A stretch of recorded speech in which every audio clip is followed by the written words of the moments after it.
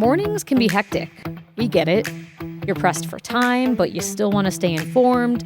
Let The Connector from Boise State Public Radio do the work for you.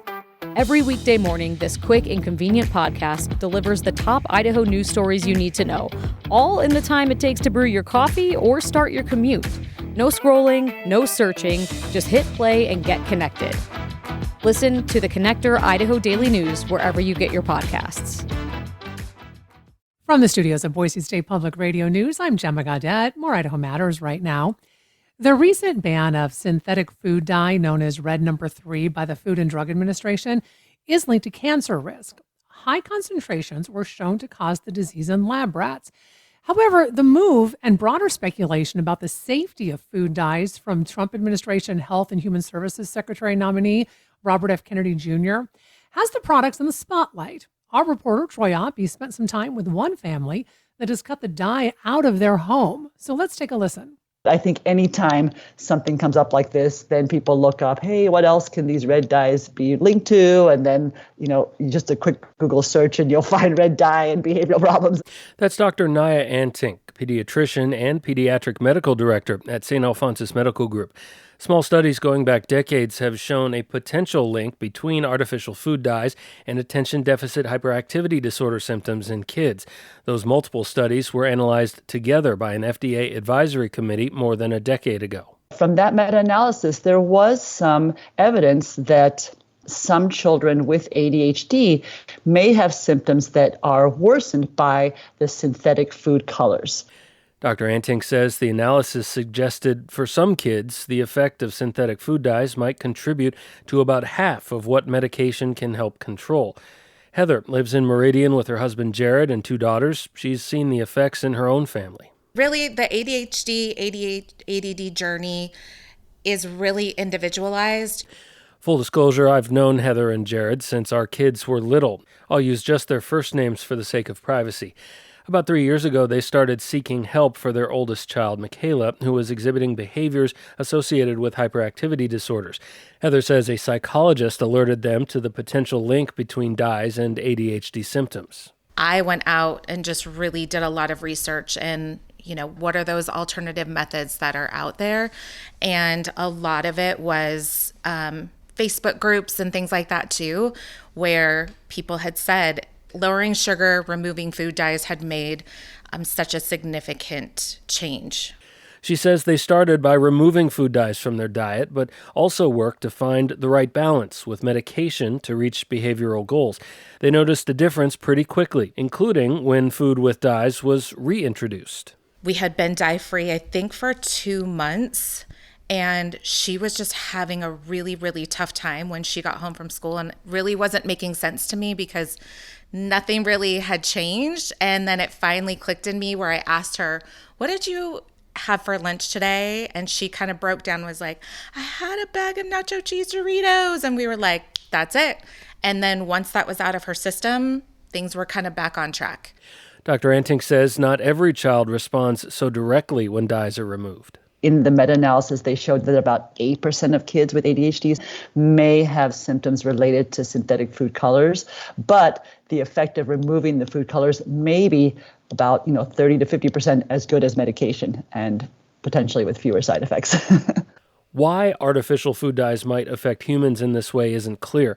Antink says it might be related to inflammation, or the chemical dyes could be affecting specific neural pathways.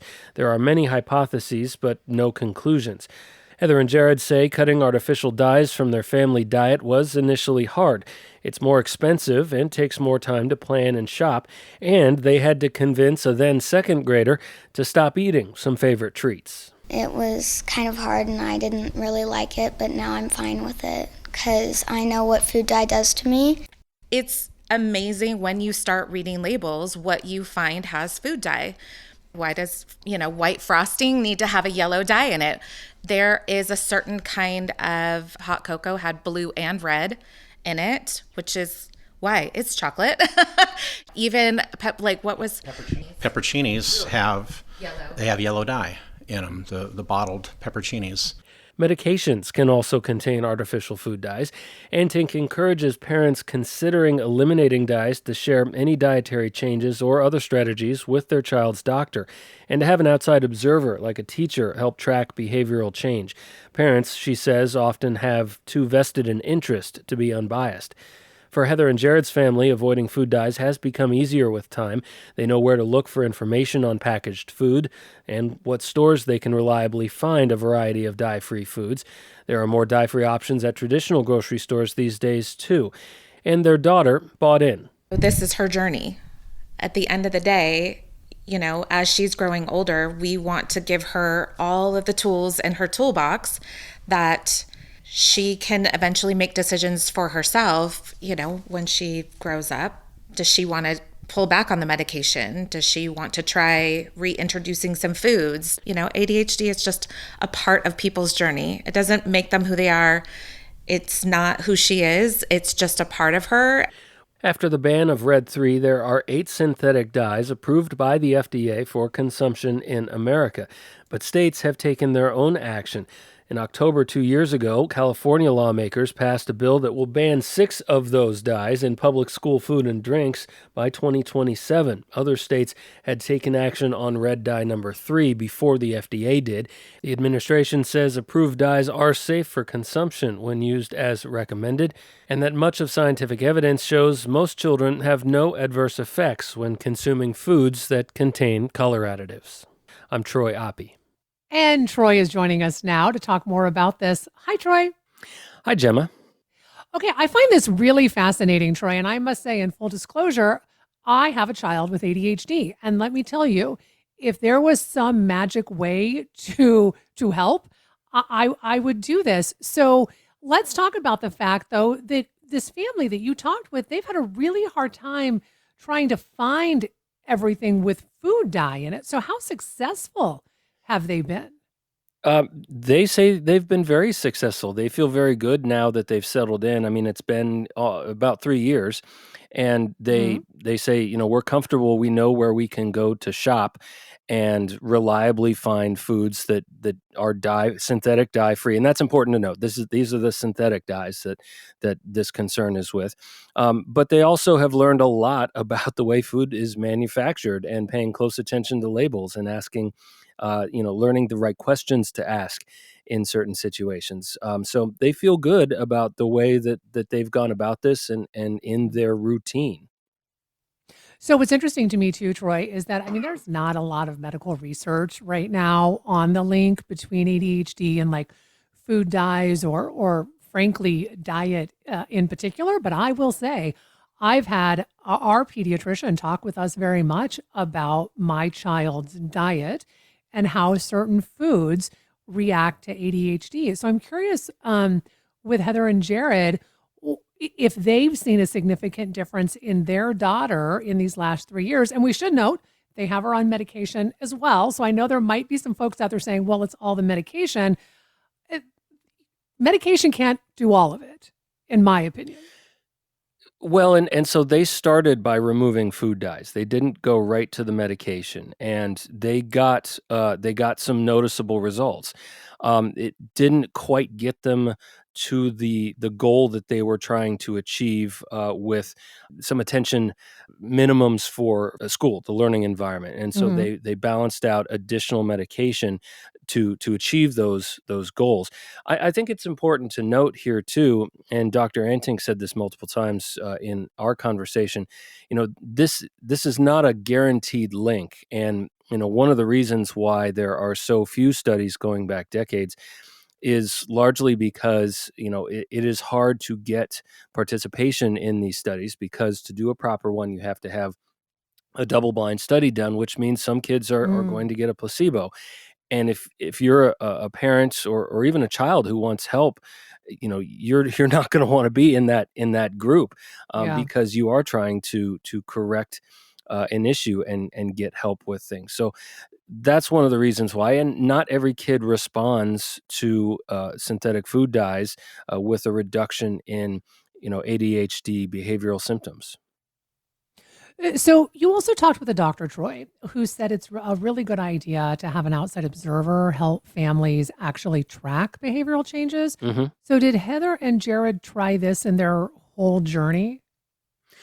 They were working with their teachers, but it was more just part of the process for them. That answer actually about finding some outside observation help was the most surprising thing to me that Dr. Antink said during our conversation, because it didn't even occur to me that, as a parent, you want this sacrifice that you're making. If you're going through this for the first time and you're cutting out dyes, Hmm. you're going to make mistakes. You're going to accidentally have foods that are going to have these, and it's not going to be perfect, and it's going to be hard. You're changing a lot of that routine, or your grocery buying, your food prep, all that. And so you want this to work, right? As a parent, I understand that if I'm trying something to help my kids, like, you want this to work so badly. And so getting that unbiased third party observer, someone like a teacher or a counselor at school who observes your child going through the day and can bring you that feedback, that's incredibly important to gauge how well that particular tact is might be working for your child. Hmm.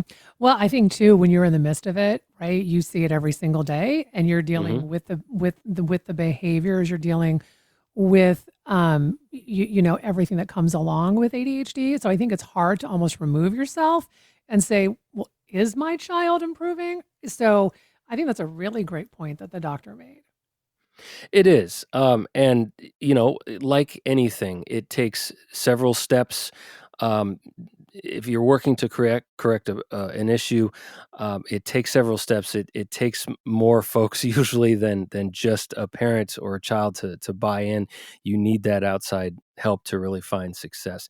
One thing I did want to mention, I kind of I didn't come to this story out of the blue, right? The FDA has banned red dye number 3 recently, which several other states had taken preemptive action to do the same, and that got me thinking, because I've known Heather and Jared for a long time, and I remember them telling me that they were going through this a number of years ago, and that popped into my head. But the reason behind the ban of red dye number 3 was actually had nothing to do with behavioral issues. It was that link Hmm. to possible thyroid cancer when high concentrations were given to lab rats. So it didn't have anything to do with behavioral issues, but that is a concern of many families, as we found out, of synthetic food dyes. Hmm. So, Troy, can I ask you about this ban by the FDA? What happens next, I guess, in regards to foods that have red dye number 3? I mean, have they been taken off the shelves, or will will this take a while? But it is several years out, and that's to give food Mm. producers the time to find acceptable substitutes. Dyes are important to food producers because they present this picture of food that people expect: brightness of colors and vibrancy and those types of things. And okay, that's fine.